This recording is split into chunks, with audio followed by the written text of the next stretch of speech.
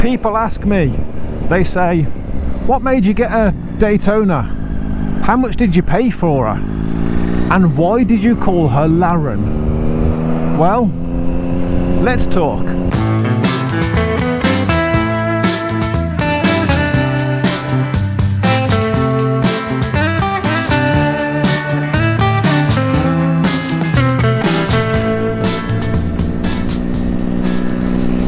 Well, my journey to owning this bike kind of started right here on Paint and Green, and it would have started about, let's see, 8 years ago now. I'm talking way back before I ever owned a motorbike, before Rafiki, before my first CBT. And it started at BMAD, which was the annual bike festival that used to take place right here. And you'd have bikes from the pier all the way down to the end of the seafront here. And once the bikes had parked all the way down the strip here, all the way down to the end, well, we started filling up this green here, and we filled it. Back in the BMAD days, yeah, we would fill this full of bikes, run out of room, and so people would start grabbing any little bit of parking that they could. The strip was full, the green was full, and so then they started using this green and we filled this one full of motorbikes as well.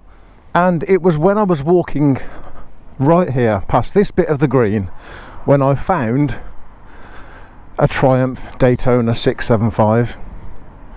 You see, when I was looking for bikes back then, I knew nothing. I didn't know about CBTs and 125s and big bikes, little bikes, etc. And so I was doing my research and I learned a few things. I learned, first of all, I was going to go the 125 route because I felt I needed that extra time to get used to a bike. I found that I loved sports bikes, hence Rafiki, and I also found that I loved undertail exhausts, just something about the symmetry of it. And at the time I'd found the R1 from 2005-2006 undertail exhaust, the CBR 600RR undertail exhaust. I didn't know that the Daytona 675 even existed until I found one just parked up right here somewhere. It was and it was red, glorious red, just like Laren. And at that point it became a serious contender for my big bike that I wasn't going to own for several years. And so that's how the Daytona 675 actually made it onto the list of contenders to be my big bike.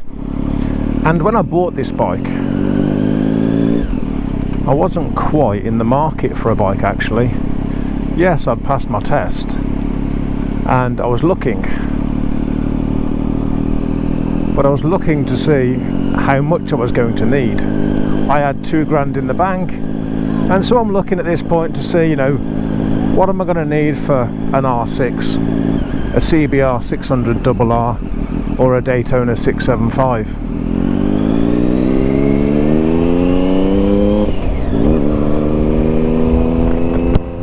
And yes, I know the R6 doesn't have an undertail exhaust, but the one that I was looking at had a nice short stubby exhaust, and I can kind of get on board with that as well.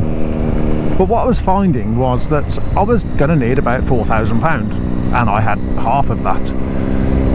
So I was thinking about how to get the rest of the money together, and still looking just in case, you know, just on the off chance that something comes up. And then this bike comes up. She was on eBay and she wasn't getting many bids, and I think I know why that was. The previous owner had been very honest in the listing about the bike's past. You see, he bought this bike back in like 2018, 2019 kind of time. And he bought this bike as an accident damaged bike. and that'll put some people off. So the bike was accident damaged. He had all the fairings replaced and repainted as necessary, and he got the bike back on the road. Credit to him, in 2019 he got the bike an MOT. That MOT lasted for 18 months thanks to COVID, and it ran out at the beginning of 2021, at which point he just didn't do anything with it. He left it parked up for another 18 months, put it in for an MOT at the middle of 2022, and she failed. And she failed on something rather significant, and that was the steering stop. And after that failure, again, he just left the bike parked up. And so what you actually had then, by the time the listing went live on eBay,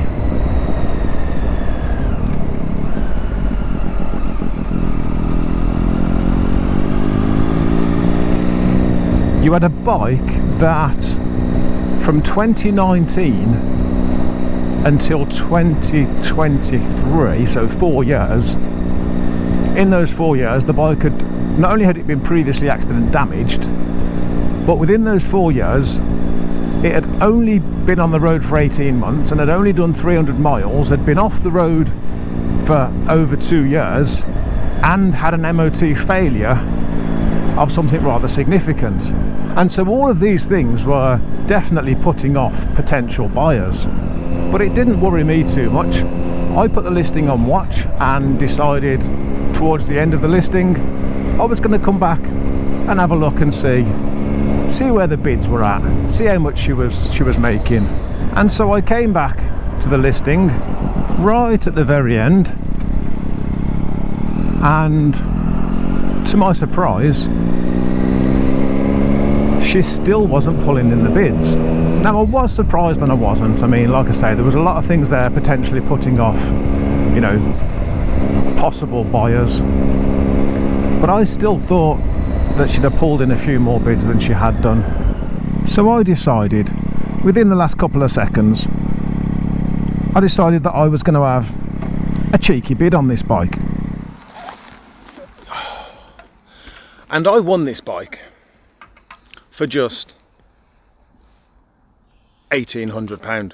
Yes, £1,800, and I got this bike. And I'm not saying that to flex, I'm not saying that to brag, in none of that stuff, but people have asked me, people have genuinely asked me, how much did you pay for the bike? And that was it. It was 1,800 quid. And then, of course, the trouble started. And we don't need to go over again all the work that I've done to this bike. If you've not seen them, I've got videos on the channel. But suffice it to say that it was a bloody nightmare. And at one point, I regretted buying this bike. I started questioning why I always seem to buy broken ass vehicles. And in the end, yes, in the end it was worth it. It was worth it in the end when we got this bike and MOT. So at this point then, we'd passed our test. We had a Daytona 675 for 1,800 quid and a couple of quid to fix her. Didn't cost too much really, not financially anyway. Financially it didn't cost too much to fix this bike. It just took a lot of my time.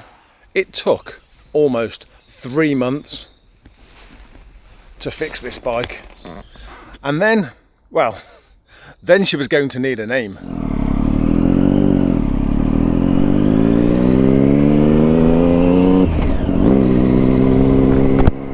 So the story of how she got her name then, well, this is going to be one of the nerdiest, geekiest stories I've ever told.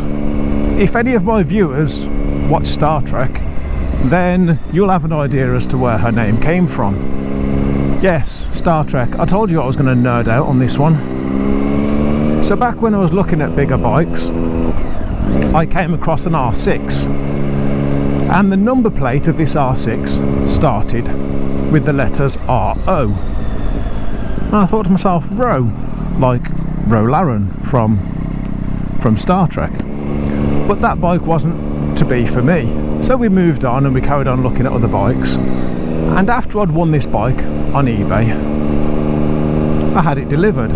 Now bearing in mind that this bike has a somewhat troubled background, you know, quite a colourful past. But she turned up. I had this bike delivered and she turned up looking amazing in her red and black attire, and she had great potential. And I thought to myself, this is Laren all over again. Colourful past, difficult past, red and black, great potential. And it just took me back to when I was looking at that R6. And from that moment I knew from the moment that this bike turned up, I knew that her name was Laren. So why Laren then? Why not Ro? Well, in the world of Star Trek, Laren was a Bajoran, and the Bajoran name construct is reversed with the surname first and what we would call the first name second. And I wanted to be on first name terms with my bike, and so she became known as Laren.